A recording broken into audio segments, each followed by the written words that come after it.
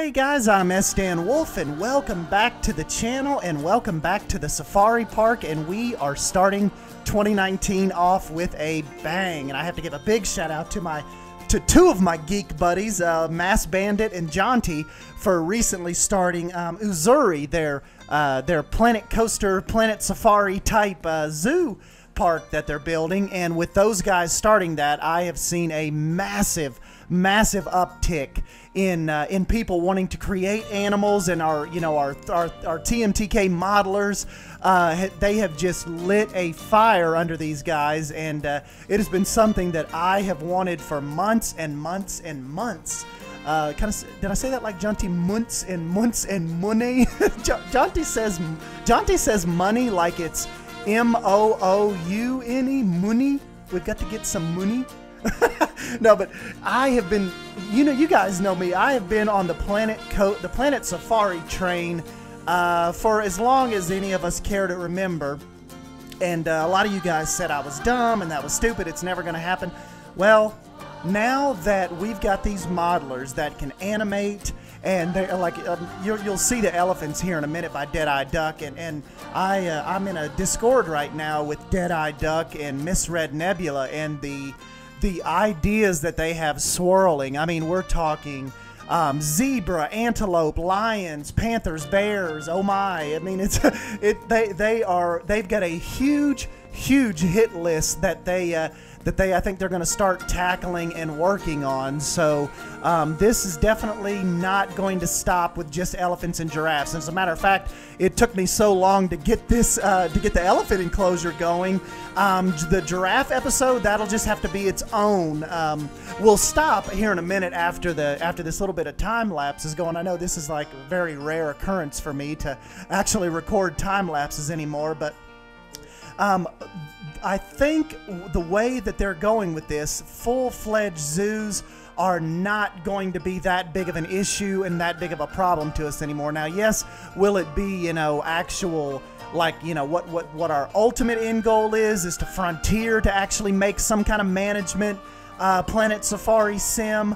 No. But as far as what these artists are actually able to bring to the game now, it's just going to be absolutely incredible, the kind of stuff we're able to create. And like I said, with the jump start of Uzuri and those two guys starting that, it is just going to give us a plethora of new animals, I feel. They're even talking about doing apes and like a gorilla sanctuary, and even like smaller, more niche kind of indoor type animals. Bat sanctuaries. I've even started a reptile house on this map. You may remember from a few months ago. I don't even know if I've actually even been into this map since probably late August, early September. But yeah, like I said, with the start of Uzuri, that lit the powder keg for DeadEyeDuck and those guys to really start working, and it seems like start hammering out some animals for us. So.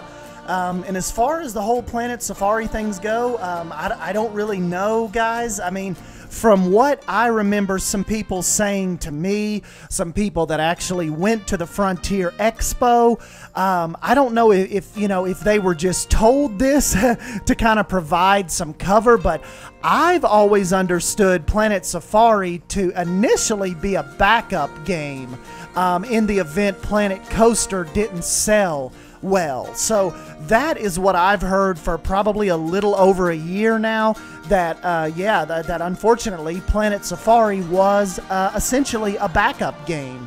So I don't know, we'll just kind of have to see. I think it's really interesting when like I said on Twitter yesterday, the best in slot, the dinosaur guy, the guy that really ran with the whole Jurassic World Evolution game, even he put out like 3 or 4 days ago a Planet Safari type game, and then I was kind of trolling Masked and Jonti last night. I'm like, okay, the best in slot dork makes a Planet Safari game.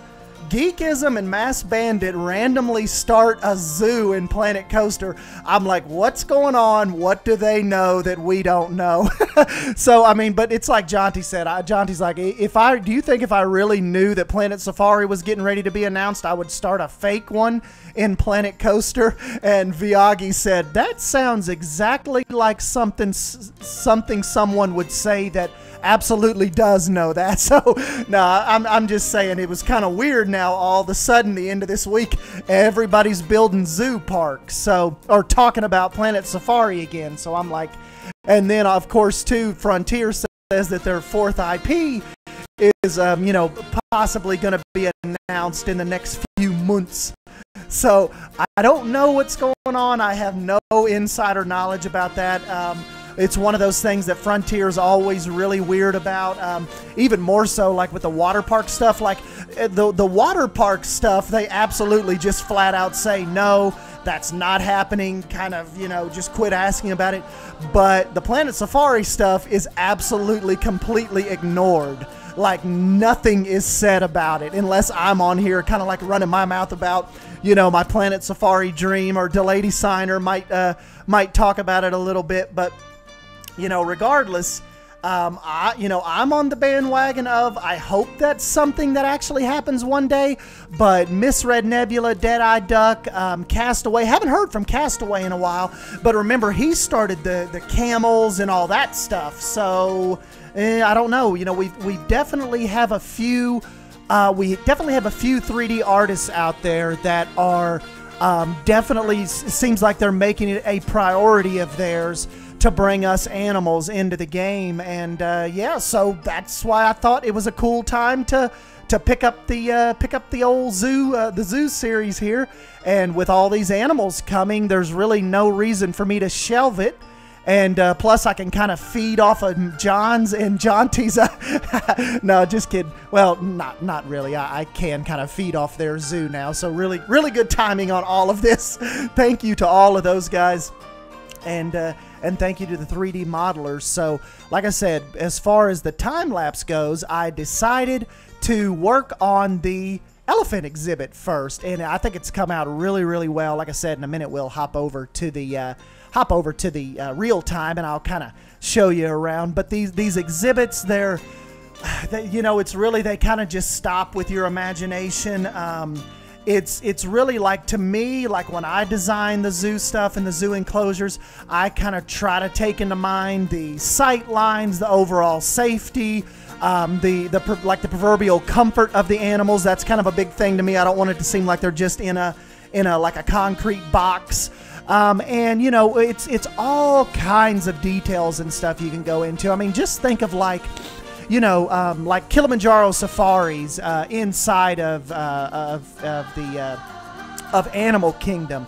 Just all the different routes and stuff you can take. I was thinking it'd be really cool to even do like, maybe branch off and do like a safari type of truck ride at this zoo. But the amount of details are endless. Like, you know, even down to like in Kilimanjaro safaris, it's hidden, but to coax the animals to get closer to the road and closer to the people to see them, you know, they even actually put little air conditioning ducts inside of rocks and places, you know, to where we can't see them, to coax the animals closer to the path. So that is kind of in my line of thinking here. What do we want to place that would make the experience more enjoyable to the zoo goers and to our little guests here, to where the animals just wouldn't kind of want to hide all day?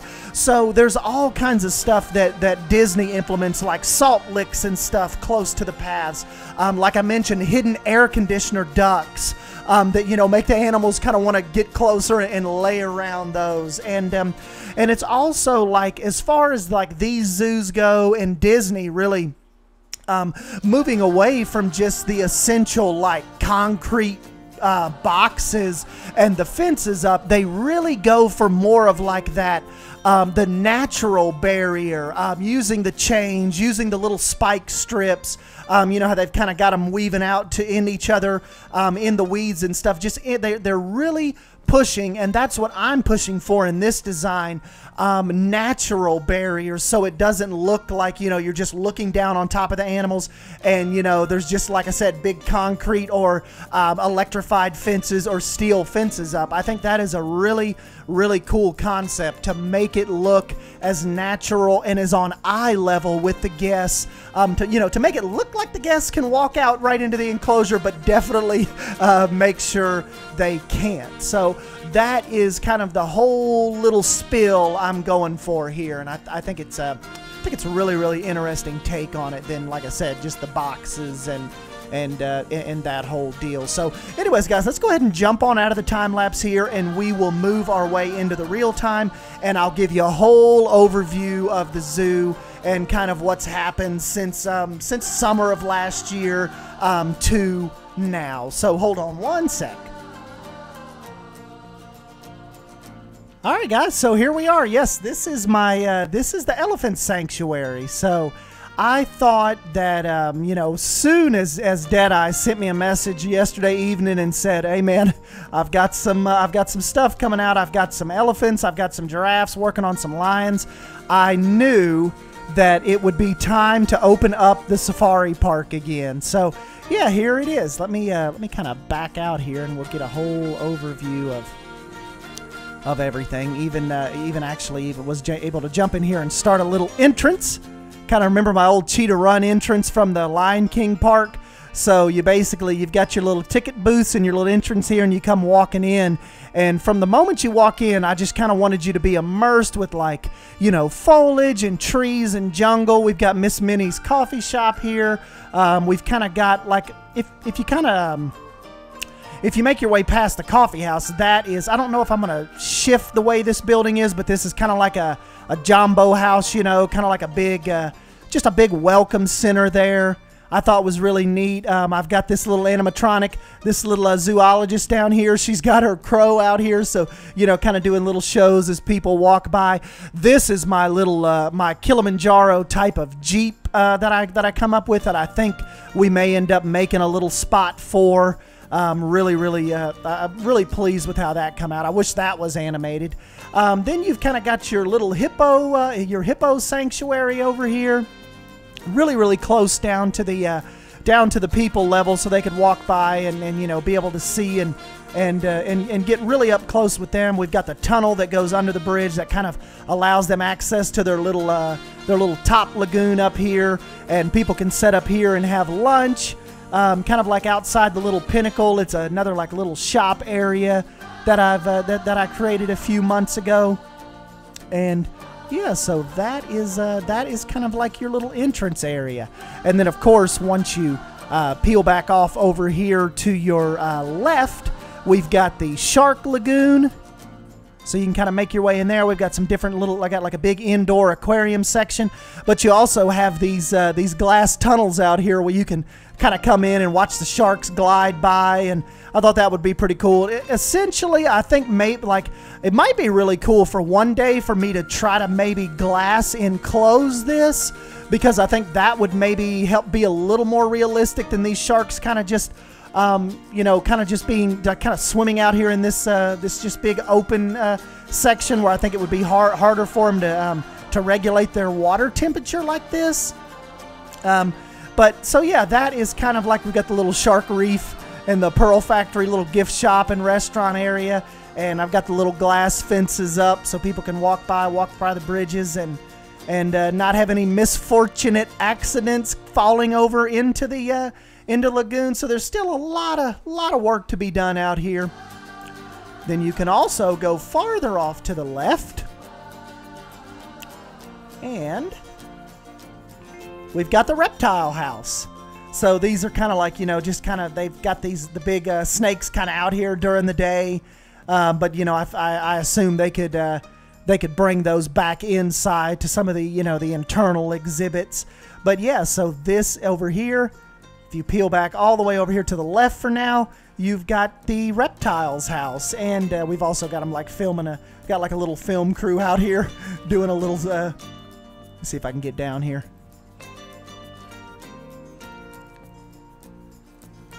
Doing a little snake show out here. Hope nobody gets hurt on that. And then one of the larger exhibits that I've started, kind of over here at the base of this, like this forgotten croc temple, is Croc Cove. So we've got all of the crocs down here, and you can kind of meander your way over these bridges and these little pathways, and yeah, kind of check out the crocodile temple and the crocodile sanctuary. And we've got these kind of got like the little gated off sections in case they have to quarantine them, or you know, if any of them have to have any medical procedures done, they can kind of get them back here and kind of over here near the kind of like the research center. And you've got that going. I've got the little food truck up here at the top of this little elevated path. Grab you something to eat. Got another zoologist up here.